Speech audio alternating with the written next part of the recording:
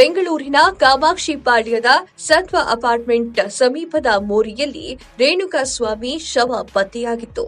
ಅಲ್ಲಿನ security guard Ram ದೌರ್ಜಿ ನೀಡಿದ ದೂರಿನ ಪ್ರಕಾರ ಪೊಲೀಸರು ಪ್ರಕರಣವನ್ನ ದಾಖಲಿಸಿಕೊಂಡು ತನಿಖೆಯನ್ನ ಶುರು ಮಾಡಿದ್ರು. ಈ ದೂರಿನಲ್ಲಿ ಅಪರಿಚಿತ ಶವ ಪತ್ತೆಯಾಗಿರುವ ವಿಚಾರವಷ್ಟೇ ಇತ್ತು. ನಂತರ ಶವ ಚಿತ್ರದುರ್ಗ ರೇಣುಕಾಸ್ವಾಮಿ ಅವರದ್ದು ಅಂತ ದೃಢಪಡಿಸಲಾಗಿತ್ತು.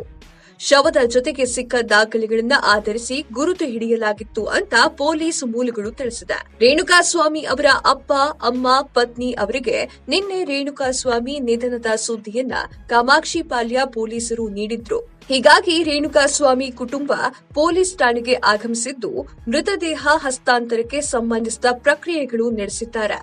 ವಿಕ್ಟೋರಿಯಾ ಆಸ್ಪತ್ರೆಯ ಶವಾಗಾರದಲ್ಲಿ ರೇಣುಕಾಸ್ವಾಮಿ ಅವರ ಮೃತದೇಹ ಇರಿಸಲಾಗಿದೆ. ಅಲ್ಲಿಂದ ಶವ ಮಹಜರನ್ನ ನಡೆಸಿ ನಂತರ ಅದನ್ನ ಕುಟುಂಬದ ವಶಕ್ಕೆ ನೀಡಲಾಗುತ್ತೆ.